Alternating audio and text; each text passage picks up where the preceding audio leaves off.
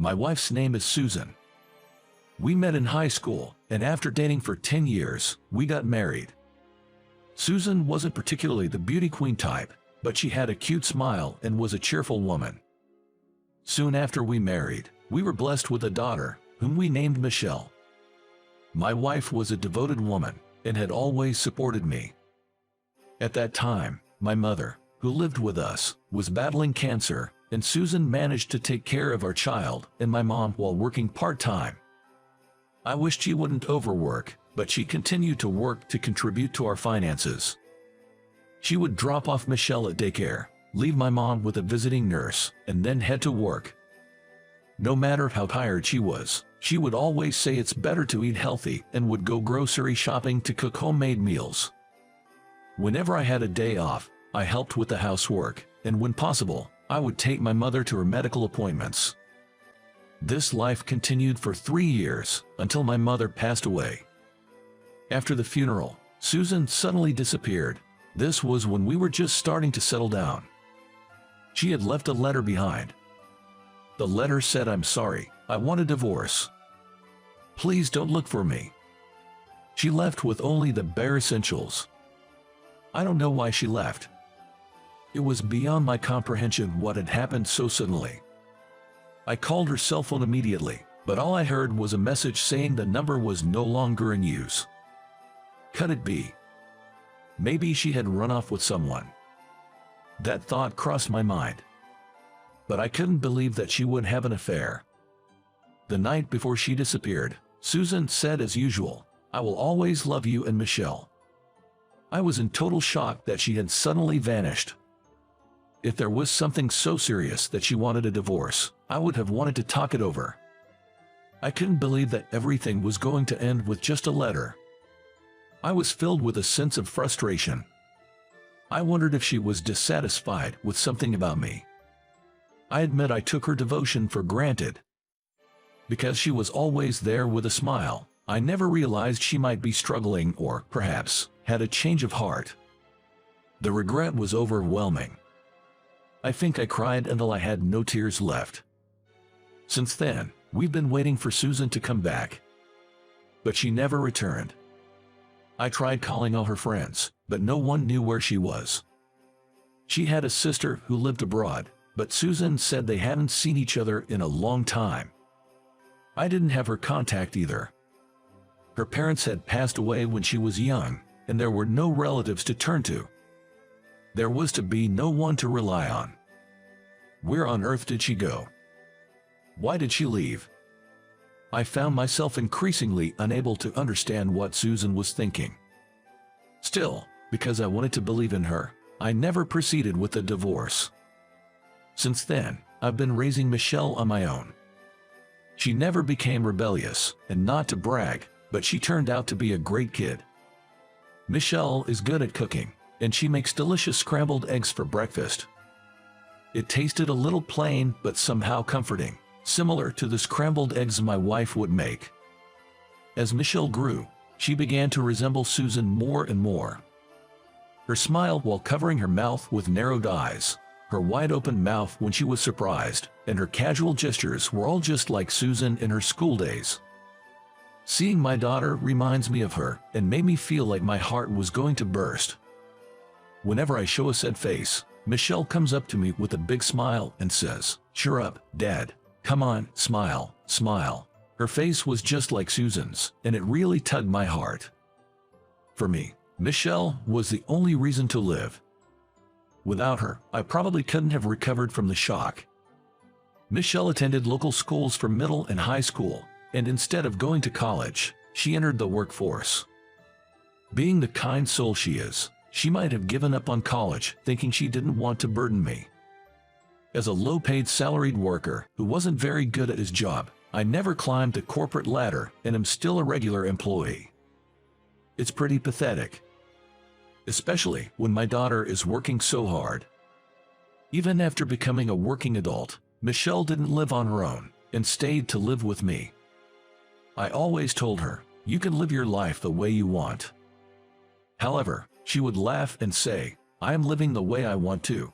Besides, Dad, you wouldn't be able to cook if I left, right?" I can't just leave you and live by myself. It made me really happy that she chose to stay by my side. But one day, Michelle will meet a wonderful man and get married. Even though it's still in the future, it sometimes makes me feel sad. My daughter had turned 20 this year. And on her birthday, we received a letter. It was in a cute envelope with floral patterns, addressed to both Michelle and me. When I looked at who it was from, Susan's name was written there. Stunned, I stood there as Michelle came up from behind. She whispered, "Mom." We opened the envelope, and there it was, a letter written in Susan's familiar handwriting. It was definitely Susan's writing. She writes beautifully, in a feminine way. We read the letter intently. "I'm sorry for leaving so suddenly. You must be resenting me for being so selfish. I'm filled with remorse thinking about how much you both must have worried and suffered." As we read, tears streamed down both mine and Michelle's cheeks. At the end of the letter, it said, "There's something I want to give to you both. It's with Claire, so please go see her." Claire is Susan's twin sister. She had been living abroad for years, and Susan said she hadn't been in contact, but Claire's contact information was in the letter. When I called, Claire answered with a voice that sounded relieved yet a bit sad. "I'm glad you contacted me." I asked Claire. Susan wrote in her letter that she has something to give us. Where is she now? Claire simply said, "Let's meet in person and talk." After getting her address, Michelle and I went to Claire's apartment a few days later. It seemed she had returned from abroad a few years ago. After exchanging greetings, we were led into the living room. Claire said, "Thank you for coming all the way here today." Looking at Michelle, she continued, "You've grown so much. You look just like my sister." Her words almost tore my heart apart. I asked, "Where is Susan? We want to see her." Claire looked down and said, "I'll take you to her. I'll explain everything once we get there." She drove us for about an hour, and we arrived at a large hospital overlooking the sea. What does this mean? Is Mom sick? Our minds were in a panic. With a sad expression, Claire told us that Susan had early onset dementia. Susan was advised by doctors to be hospitalized and undergo rehabilitation, but she couldn't bring herself to tell us. She left home because she didn't want to be a burden, and she didn't want us to see her gradually forget her own family. She thought telling me the truth would only worry me. So, that's why Susan decided to leave us and was admitted to the hospital.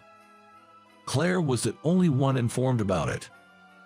Hearing that Susan's condition had progressed so much that she no longer recognized even Claire, I broke down crying on the spot. Michelle was crying too. It seems Susan, before forgetting her family, had asked Claire to deliver the letter on Michelle's 20th birthday. Claire took out a small jewelry box from her bag, presenting a necklace and a ring, said, "She wanted me to give these to you too." The necklace was a treasure Susan had always cherished. It was the first thing I bought for her on our first date when we were students. And the ring. It was our wedding ring. I couldn't afford anything fancy on my low salary, but Susan had cried big tears of joy, saying, "Thank you, thank you." Also, there's this. Claire handed us a letter. It was filled with memories of a family trip we took together. The time we went to an amusement park where Michelle got too excited and hurt herself, and the time I fell over in another amusement park and became a laughing stock. Susan wrote these memories down while she still remembered. She asked me to deliver this letter, the necklace and ring, when Michelle turned 20. Claire explained. Susan had entrusted her feelings and wishes to her sister, Claire. Claire, with tears in her eyes, said, "I really wanted to contact you sooner, but I couldn't break the promise I made with my sister. No, Claire, I'm grateful to you. Thank you for keeping Susan's feelings safe." I thanked Claire. "Thank you, Aunt Claire." Michelle also expressed her gratitude. And so, after a decade and so, we were finally able to meet Susan again. When Claire opened the door to the hospital room, there was Susan, now aged with streaks of gray in her hair. "Oh, hello. You must be from the room next door, right? And who might this gentleman and lovely lady be? Nice to meet you." I had thought about what I would say if I ever met my wife again. I had been thinking about it for decades now. But when the time had finally come to look her in the eye, I was speechless. Moreover, I had never imagined a situation like this. The moment our eyes met, my chest tightened and tears spilled over. "Oh dear, why are you crying so much? Did something sad happen?" Susan looked at us worriedly. "No, we came to clean the hospital today, and I guess the disinfectant got in my eyes," I lied awkwardly. "Oh, I see. Be careful." As we stepped out of the room, Michelle, her eyes red, patted my back, saying, "Smile, Dad, smile." Susan had always been my greatest support, more than anyone else. She cared for me more than anyone else. Yet, I hadn't noticed her suffering at all. I felt foolish for not realizing it. Seeing me downcast, Michelle told me, "Mom might have forgotten about us, but the memories we made as a family are still in our hearts." I think it's the same for her. She might forget in her mind, but her heart remembers. Let's support Mom as much as we can from now on. Yeah, you're right. Proud of the wonderful daughter I had, I was moved to tears again. We can bring back the memories Susan has forgotten. Nor can we reclaim the time we weren't together. But if it helps her in any way, I want to be there for her, to support her as much as I can. From the next day, Michelle and I visited Susan anytime we could. We talked to her about daily things and about everything and anything. Susan seemed to perk up, saying, "Chatting really activates the brain, doesn't it?" On the shelf in her hospital room, there were old family photos of us. "Isn't this photo wonderful? It brings back such nostalgic feelings. I feel the same when chatting with you. It's very comforting," Susan said, smiling at Michelle and me. "We feel the same way." Michelle and I smiled back at Susan. The three of us, laughing together as a family. Able to be with my wife and daughter. How long I had been waiting for such days. Even if she forgets, our bond as a precious family will never change. I want to support her, always and forever.